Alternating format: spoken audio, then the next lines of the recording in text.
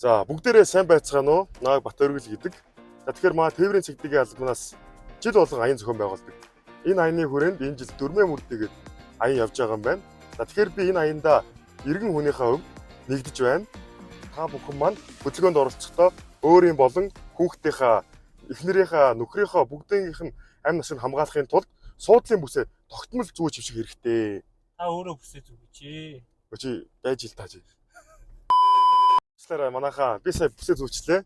Хүүхэд мас болов гэл өөрөө дөрмөө зөрчиж явж байна. Тэгэхээр дараагийн зөвлөмж мэдээж хурд орон нутгийн зам дээр 80 км цаг заасан байдаг. Цэгдгийн байгууллагаас тийм ээ. Цэгдгийн байгууллагаас тэр дүрм журам дээр тэр.